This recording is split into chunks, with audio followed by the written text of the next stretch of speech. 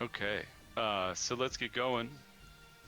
Corey and I have been fans of Cyberpunk our entire lives since we've been young. Now, as game developers, we've come back around to the Cyberpunk genre and are excited to be making our second game, Cyberpunk game. Our first was Cyberknights, and this is the spiritual successor, Cyberknights Flashpoint. It is a turn-based RPG set in New Boston in 2231.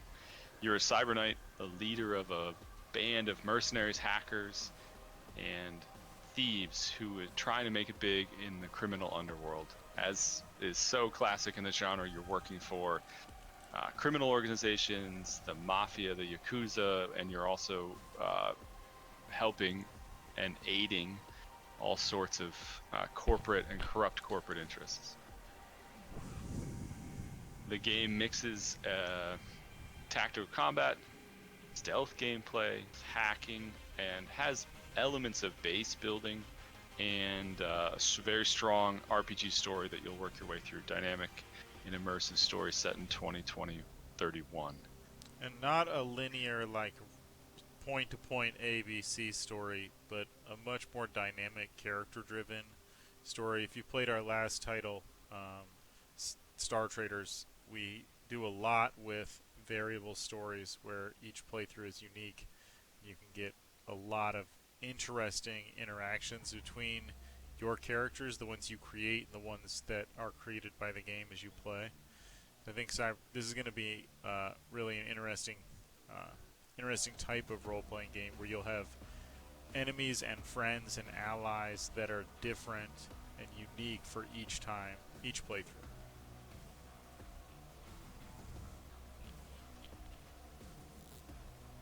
So, having done a good introduction of it, let's take a minute and watch the trailer video that's currently live on Steam.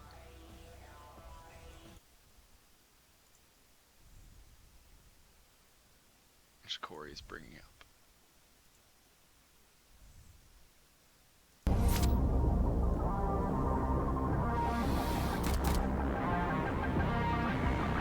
So, as mentioned, Cyberknight's Flashpoint is currently Cool. Make available. it hard.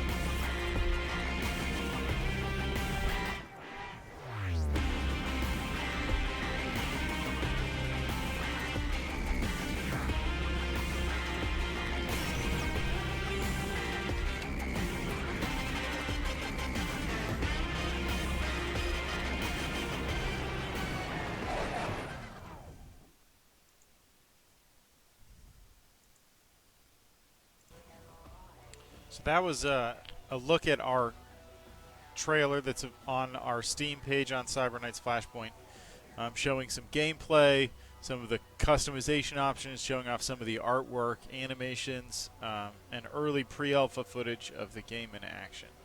You can see that it is uh, mixing different types of play. You are sneaking, you're shooting, you're hacking to complete your mission objectives.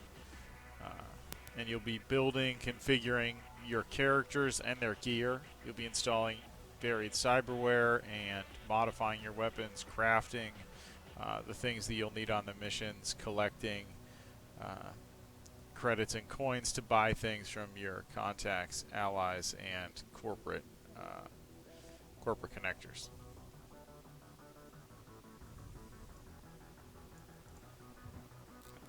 So I think for us the story of Cyber Knights goes way back a long time. Corey and I have always made games together, but we have our roots in pen and paper. We started this kind of game journey. I don't know. I think our very first pen and paper game was Cyber Knights, which is pretty cool.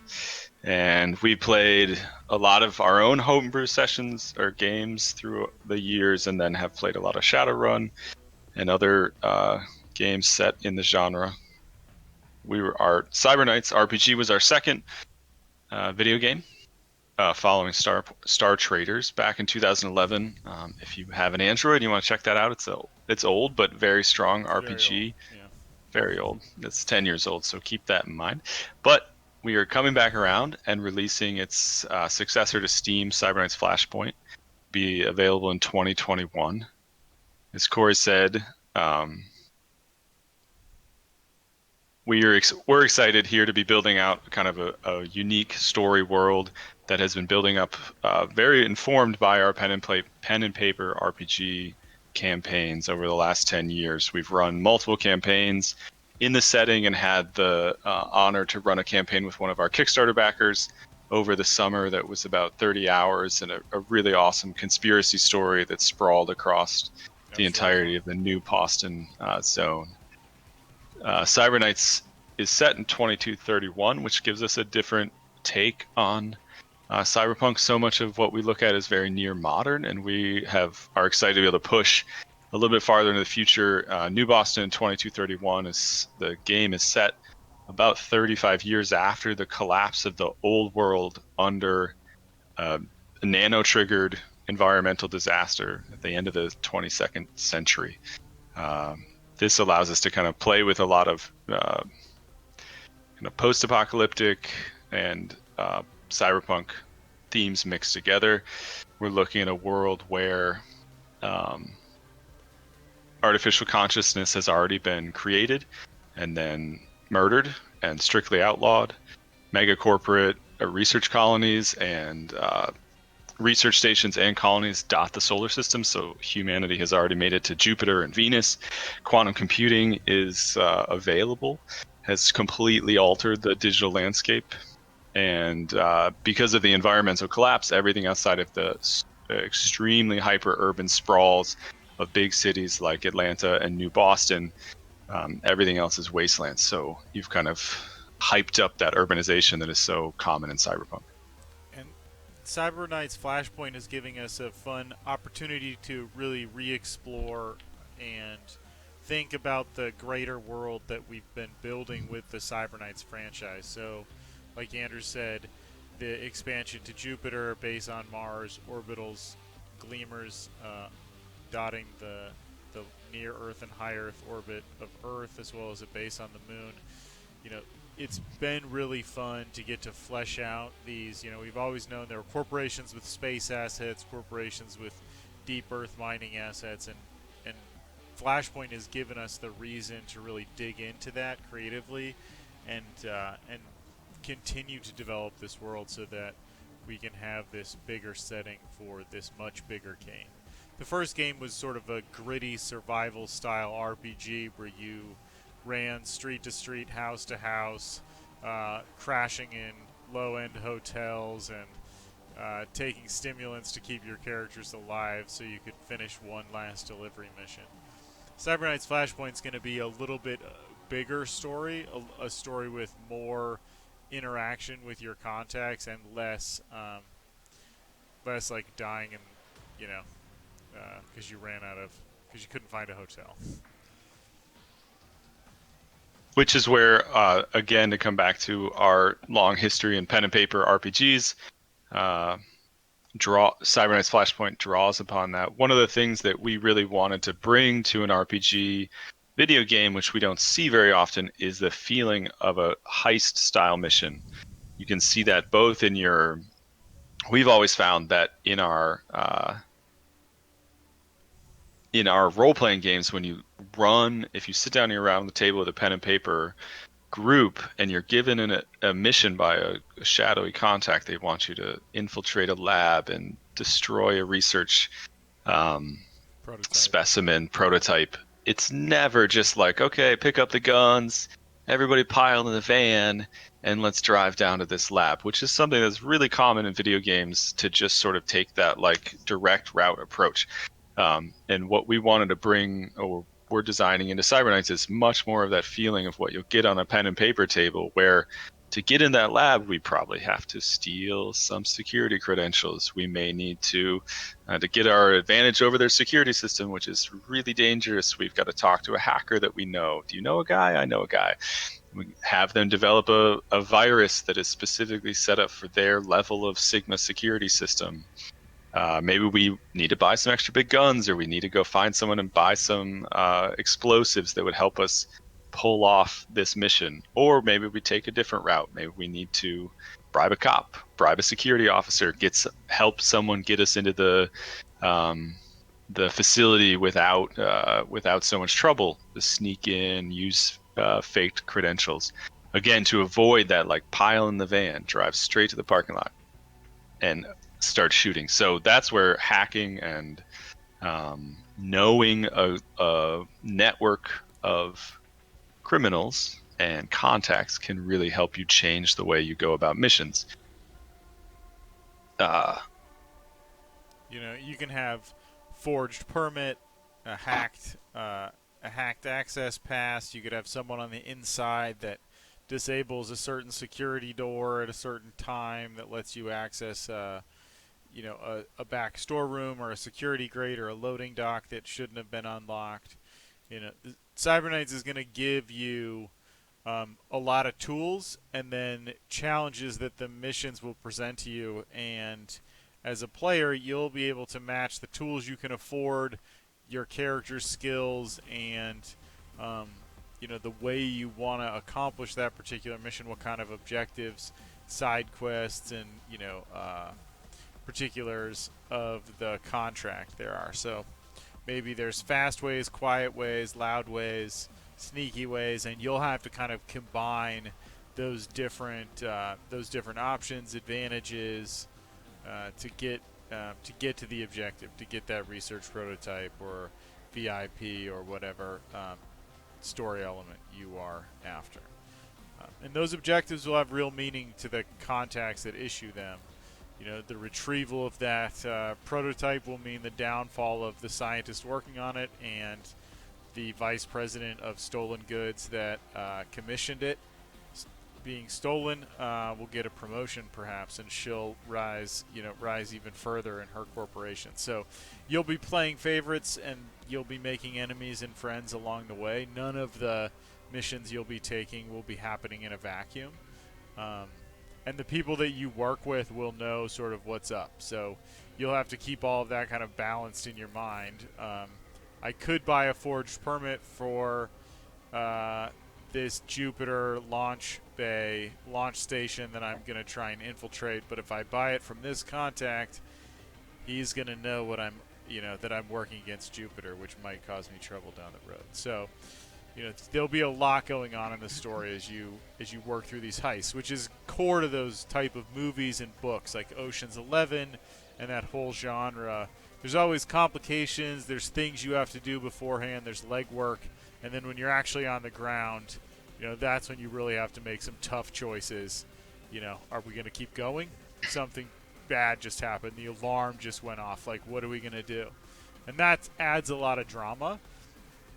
And then mixed into that, you'll have your individual characters will have personalities and traits and motivations and concerns and fears. Maybe they're afraid of the alarm, and now you've got to deal with them being freaked out while you get your team out with the alarm blaring in the background. Yeah, I think that's the kind of the play of a heist movie is so often that there's a bunch of build up. And that adds tension, because as you go, you learn more things about the job and you find out more and more about the challenges. And then once you get on the ground, it goes sideways. It always does.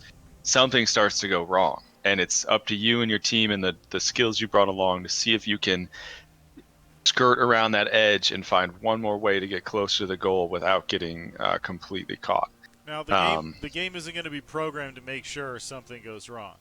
But as a player, you're not always going to want to buy all 6 advantages. Maybe you're going to buy a couple to save money, increase your profit margins, get a better assault rifle instead. So you'll have to make some choices. Like maybe things won't go wrong. Maybe you'll have the cards that you need in your deck, the hand, the advantages you've bought and the forged permits or whatever, you'll play them and you'll make your way through that mission unscathed. But on other missions, you're going to cut some corners, take some risks, save some money, maybe going with a few less advantages, going for quite a bit more profit because maybe you just bought the less you know the less foolproof package of options and extracts and stuff. So you'll have to make that choice. The game isn't going to force you to have things go sideways, but knowing how it often goes, things often go sideways.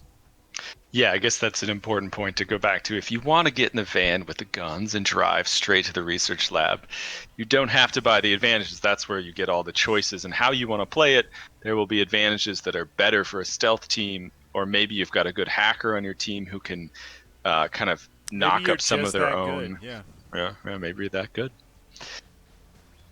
But it'll be a test, and if you win or lose, your contact is going to remember that you were an ace performer on this Black Ops mission or a total dud. So, which is where I think some of the experience of our previous game, Star Traders Frontiers, has helped inform us how to build this game and its system of contacts and characters really well. Corey, if you want to bring up just quickly the Steam page for Star Traders to show that off.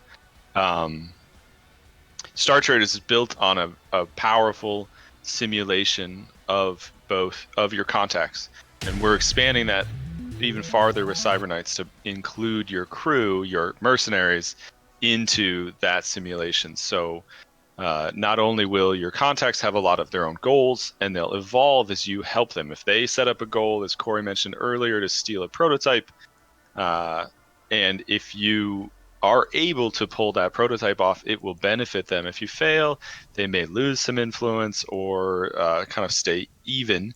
But your ability to pick favorites and help them will hurt someone else, make you an enemy, and empower somebody else. And within that, your crew, your mercenaries, the team that you've assembled is going to have a similar set of goals and desires themselves. Maybe one of them has a brother who needs some help in some way, or one of them used to work at a corporation and they know some secrets and they'd love you to get involved in maybe doing a job that they've cooked up that they thought up on their own, if they could just get a bit more of the cut from it this time.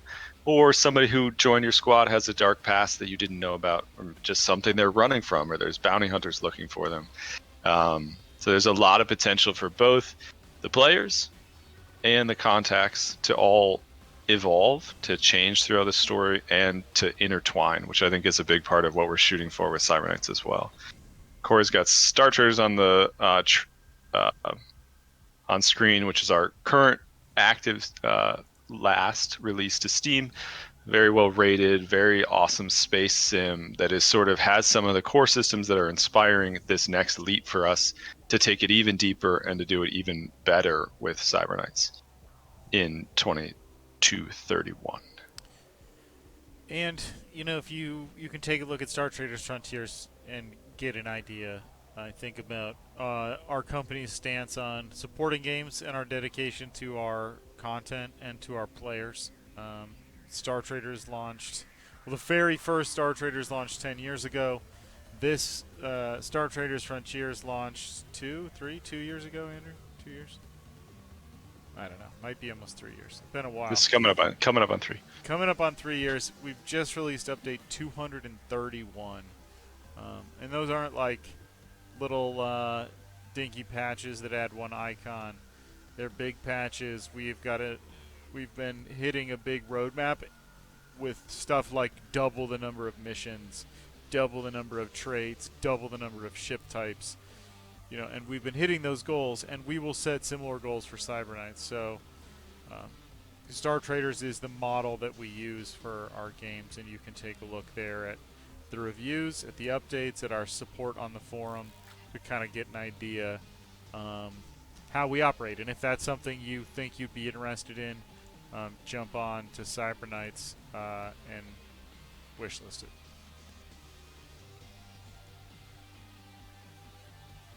Killer Corey, can you also just bring up the Cyberknights Steam page and do the same thing where you pop open the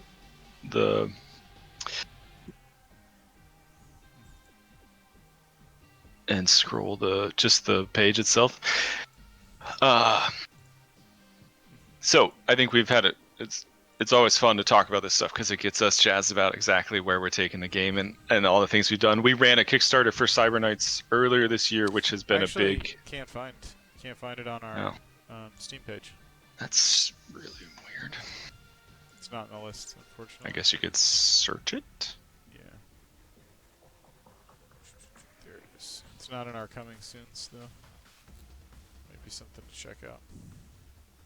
Okay, well, so we'll take a quick question while Corey searches Steam for Cyberknights. Okay. Are the card games... So, Sins Arcade is asking if the card games, which is a mechanic we used in Star Traders that simulate certain operations like exploring or orbital salvage, are coming back. And no, it's not something we plan to repeat with... It's not really fitting into the model of Cyberknights. The main tactical gameplay of Cyberknights is what Corey's showing on screen, where you have very much XCOM or other games that you love in that turn-based tactics genre style play. So it is not a card game.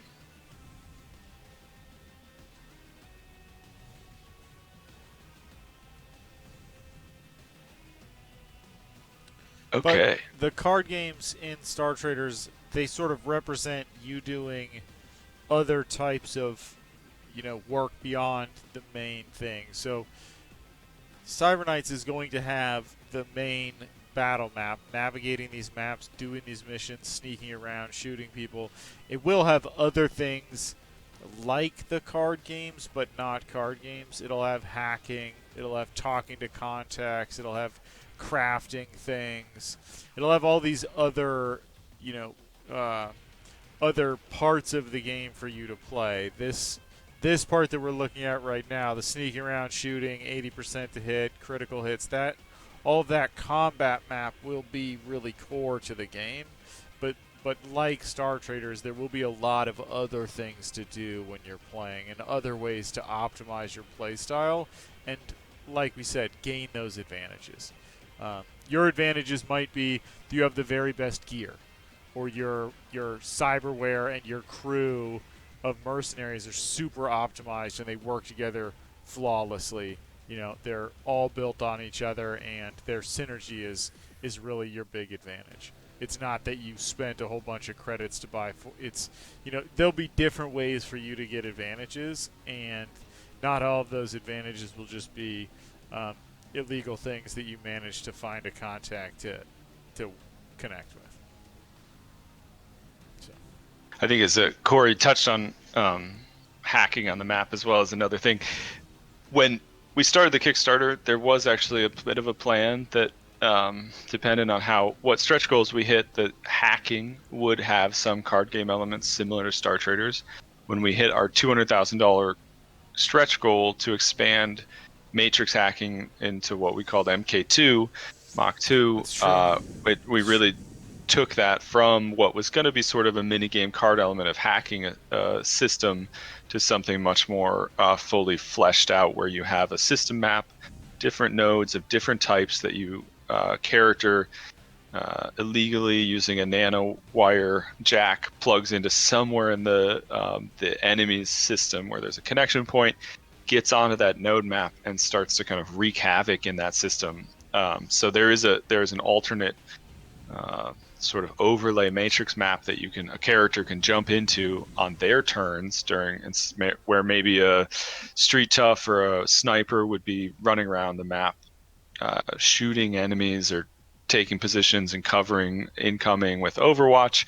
a hacker is going to be seeking out terminals, plugging in, and kind of transcending the meat and stepping into the matrix, and really like looking for ways to reduce security, mess with security systems, maybe shut down drones that are incoming, or open up doors, things like that. It also is super exciting because it opens up for us a totally different avenue of missions where the mission may be all about getting your hacker to the center mainframe and then covering them while they take 5-6 turns. How fast can they go? Go faster, to get into the Secure file storage. secure Hive. file storage, basically like hack the main system. And if your hacker's not up for the job, you may be facing stiffer and stiffer security reinforcements. Off-site reinforcements might be landing, and you'll have to ask yourself, should I have bribed that Brave Star officer to give us 10 more minutes before I came on this mission? And that's where you again kind of go back to that heist-like play where you're thinking, man, if I get in there and something is going wrong, shouldn't I just ditch 10% of the profit of this mission to make sure that Brave Star doesn't show up so fast? And when you're building your characters, we're looking at some of the updates. You can peruse some of these updates on the Cyberknights Flashpoint page after you go over there to wishlist it. We've talked in detail about job trees and hacking and skill systems and all sorts of stuff. So what I'm looking at here is one of our updates. It kind of shows the Cyberknights job tree, which kind of gives you an idea how job trees are going to be working in Cyberknights. A little different than our other games. You're going to have a lot of different paths through one job tree that'll let you build all sorts of different configurations with the same job. So cross-jobbing, obviously multi-jobbing still an option, but within the individual job there'll be a lot more sophistication that you'll be able to configure and pick, like very nuanced collections of bonuses, buffs, talents, and equipment capabilities. So lots of stuff to read about on the Cyberknights Steam page if you're interested. Lots of updates and videos and GIFs and concept art, system write-up. So there's quite a bit out there. And then also our Cyberknights Twitter account shares a bunch. Yeah, definitely check out Cyberknights RPG on Twitter. I think the updates that Cora is showing kind of, and he was talking earlier about our game update philosophy, goes for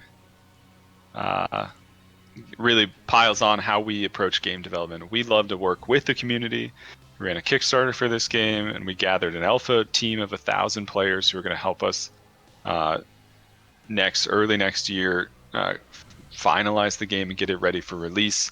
And we'd love to share. We're open, very transparent with the work we're doing and what we're working on. You can check out all this stuff on Kickstarter, Steam. Follow us on Twitter to see it. And then the game will go into early access on Steam because we're always into improving our games and working really closely with the community to do that. I think a lot of people say that, but I think if you look at our record on Steam, you'll find that we take it very seriously. So yes, Todd, to answer the question, you will be able to pet the dog. It was a Kickstarter. Stretch goal that we were able to hit. So all the dogs will be able to be petted. Multiple types of dogs. Yeah. Also check out Discord. We got a really amazing community gathered around our 8 games. Always improving. So. Yeah. So the stretch goal Andrew mentioned was getting custom animations so that your characters can interact with the dogs beyond giving them orders and fighting with them. So you will be able to pet the dog. You'll have lots of nice interactions with your pets. Animated, not just imaginary. Killer. Well, I think we've had a moment to introduce the game and to show off talk about its world 2231 and how that's allowed us to go kind of past near modern, look at the heist mission style, talk about how so much of this is built out of our deep love of pen and paper cyberpunk games, that we played for years and years, our development philosophy, and to show off our previously current Steam title, Star Traders, which I think you should all take a look at. And maybe, Corey, if you want to run the trailer one more time, and then we can take questions from the audience. Sure. As we're in the last 20 minutes here. We'll make sure we get any questions anybody has. I think that Streets artwork looks fantastic. Alright, I'm going to start the trailer.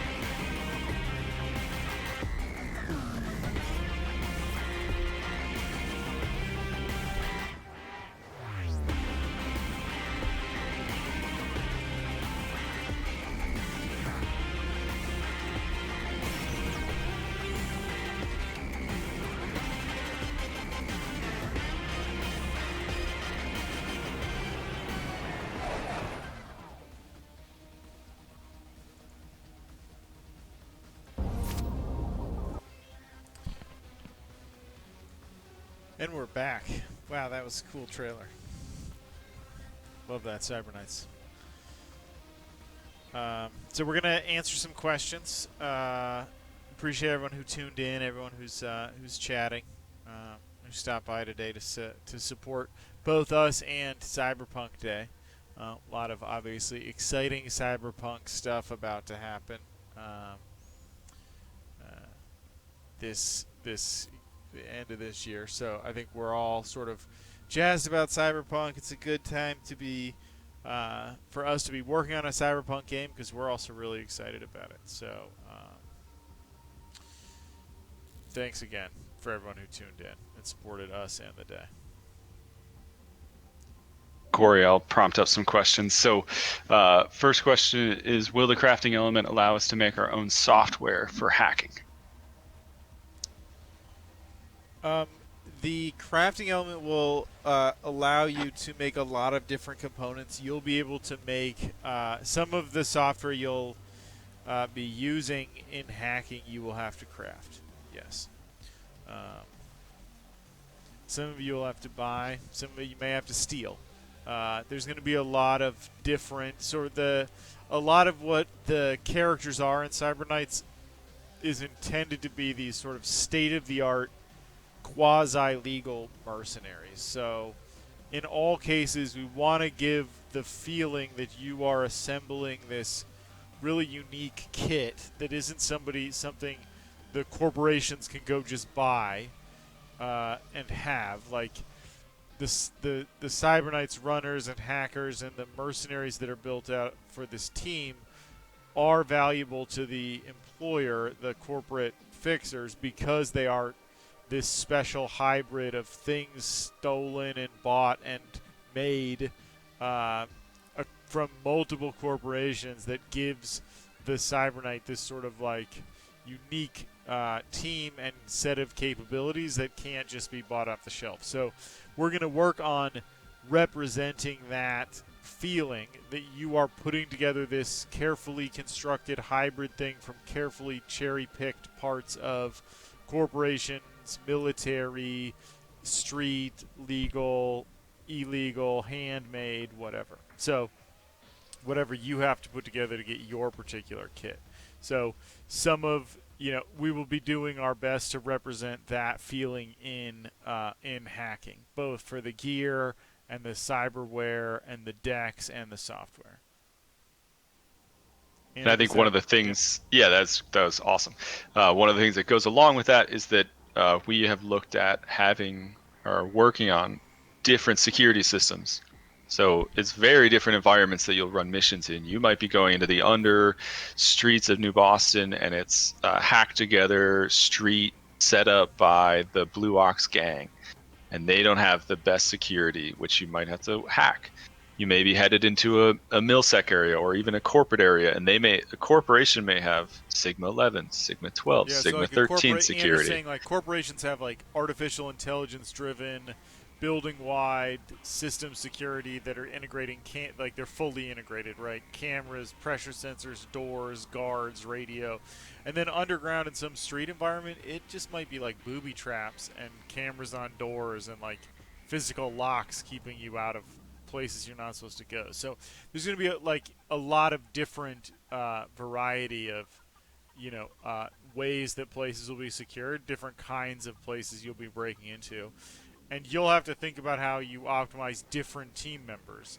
The team member that can uh, handle the street missions and pick doors and uh, soak the occasional grenade booby trap is very different than the specialist operator that can slice through the AI and the Sigma 7 system or whatever. So you'll have different builds for different missions and different sets of gear that you'll need for these different environments. Okay, so we got two more pretty common questions that come up.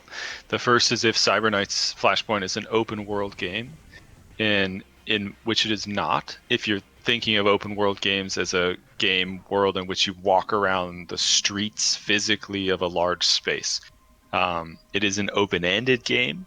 Yeah, there's proc gen missions, and you can go run as many missions as you want, and you can follow or ignore many different storylines. But in terms of open world, as in wander around the streets of New Boston, physically walk from point A to point B, no, it is not. The game will focus on your team camping out at your safe house, which is your base of operations, generally somewhere off the grid, well hidden, and your activities there, your back and forth with contacts, and then you're going out on missions. So in that regard, I think XCOM players will find it really kind of familiar feeling of this home base where you get everything set up and then you talk to some people and you go out on missions. Now there will be some of the hallmarks of an open world in that there is a world, there is a larger map, there are entities in the world like corporations and gangs and political things that rise in power and they control parts of the world.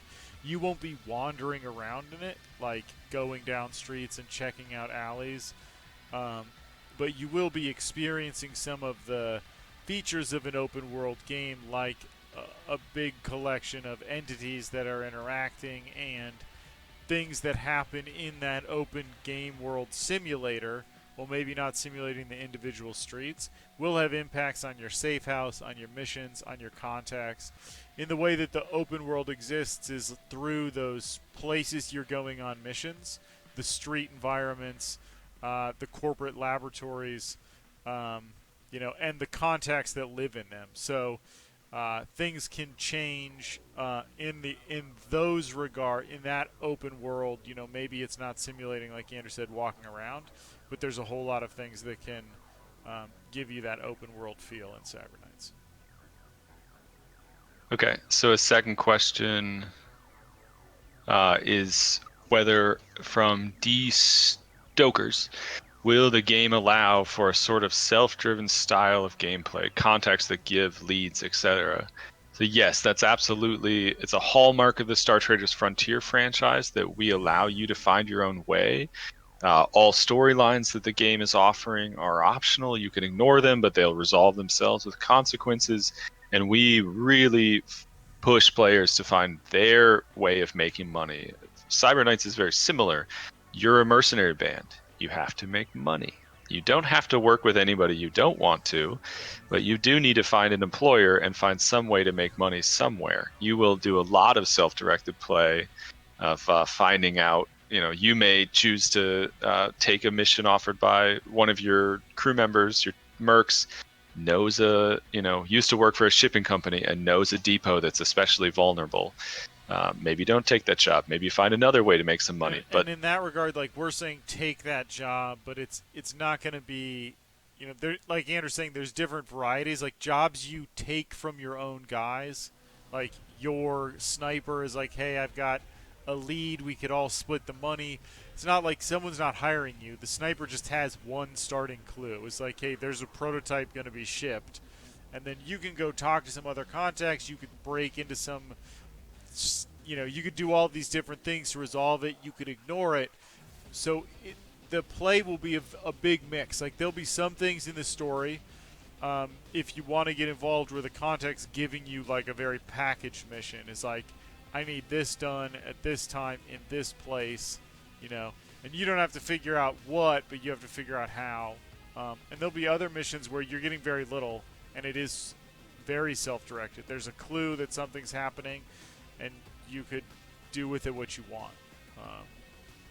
And there'll be a lot of things like that you can acquire on the missions that'll drive self-directed play, like bonuses, prototypes, blueprints, little pieces of stolen information that you can fence to someone that might turn out to be the beginning of a whole nother mission. So there'll be a lot of self-directed play, and you'll have lots of options which way to go when you're playing. We know that players like that about Star Traders, that at any point you can go up, down, left, sideways, or backwards, and it's all valid. So we're going to do that with Cybernight's Flashpoint.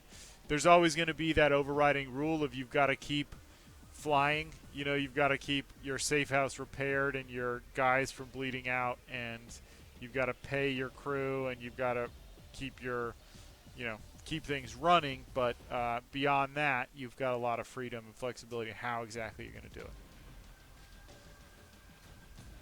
So next question up on the tick is whether or not there's an overall end of everything timer like you see in some of the XCOM games. And Cyberknights will not feature that. We don't want to force that sort of race play in the game, and the world, while it has been devastated by a nanoradiation and a massive environmental disaster, has become relatively stable again. The cities have found powerful ways to protect themselves, and overall things are sort of normalizing. And so it's back to rampant capitalism and that sort of thing. So there isn't some sort of like end world coming. There are large and kind of end game storylines that will play out that are big and powerful and will change the landscape of the open world that Corey was talking about. But none of them are going to be like, oh, you didn't do X fast enough, you all die. The dome collapses. Yeah, the dome collapses. Yeah, always. I mean, there are eras. There will be big time events and big storylines that cause lots of ripples and changes in the way the scenario works. But we don't really subscribe to that sort of like, and you lost scenario. This is more about, can you make it? Can you get rich? Can you become powerful? Cyberknight. Okay, so another question up is there a threat to the hideout, the safe house?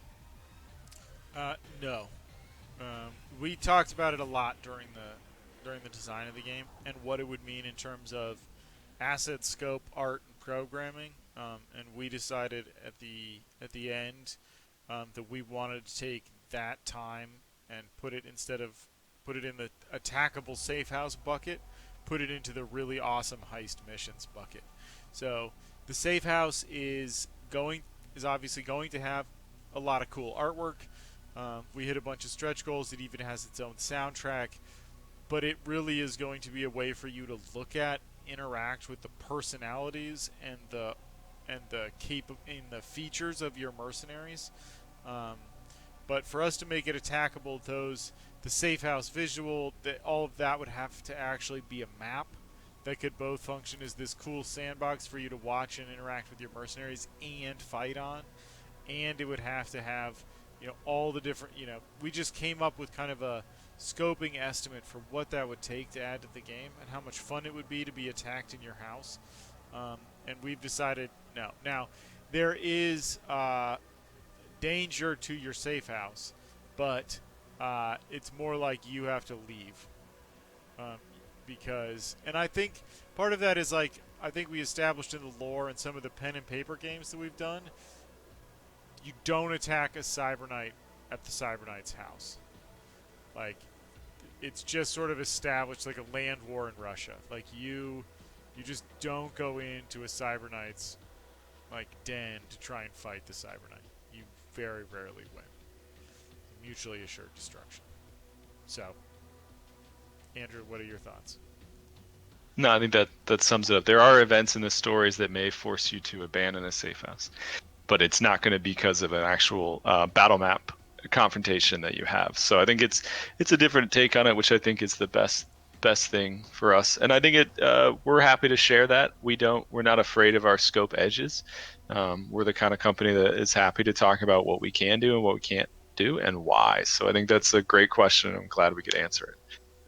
Yeah, I think we can defend the decision to put that money into the mission system.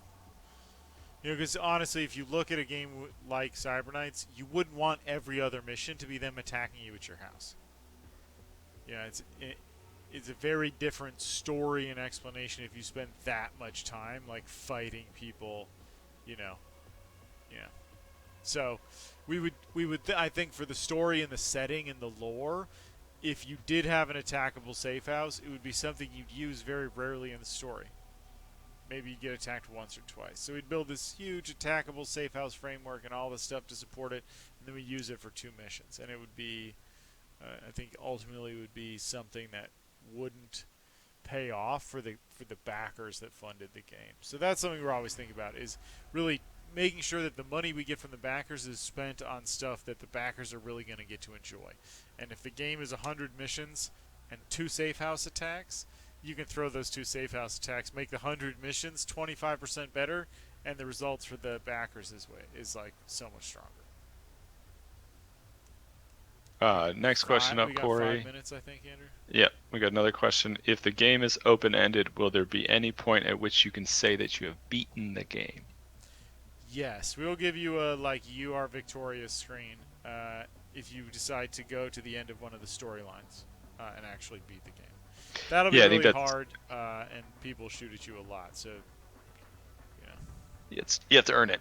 But yes, there are like end game storylines that you can play. They won't result in the destruction of the dome, and they won't result in you not being able to continue to play. If you want to continue the career of your Cyber Knight beyond an end game story, that's totally cool. But there are big end game storylines. Yeah, and there'll 100% be like an objective. I beat this game. So if it's a question about like, can I get an objective? Can I get a flag, a token that says I have gotten to an ending, so that you know as a player, like, I have gotten to the ending of this main story branch? Yes, we will tell you. Andrew, good? Yep, absolutely. Okay, so question about another question on storylines. How many big storylines are there going to be, and how many of them at all? That second part I don't understand, so I'm going to answer the first one. It's a good question and a hard thing to answer. It is a specific number. To answer, especially given the fact that we are always thinking about what happened with Star Traders and trying to improve our answers. I think with Star Traders we said there's one storyline, and that didn't turn out to be really true. Like when we kick-started and we pitched Star Traders, it was like, we're going to tell this one story, but Star Traders ended up being a bunch of interwoven stories that tell one overall tale, but there's a lot of different disconnected or or interconnected or whatever threads within that. So I don't know, Andrew, is that? Yeah, I think that's a good representation. It's hard to we are looking at storylines on three different levels from your mercenary originating storylines of the people you work with in your network, your contacts who want things from you or you want things from them, and then storylines that are called eras that comes out of Star Traders, but big events in the city that uh, have massive impact on the entire simulation, and all three of those are interconnected. So if there's a big event in the city that may cause storylines to occur within your crew, within your merc company, or a contact is certainly going to react to the big events within the city. So it is again, I don't know if I'd hazard a guess. If you want to like, it'll be long and there'll be a lot of options. Is that good? And yeah, we are to answer the next question. Are we planning mod support, Corey? Yes. We are planning on having mod support. One of the reasons that we switched game engines for this title was to give us a better opportunity to build mod tools and mod support. So we expect to have mod support for Star Traders Frontiers at some point as well. Steam Workshop support and all that fun jazz.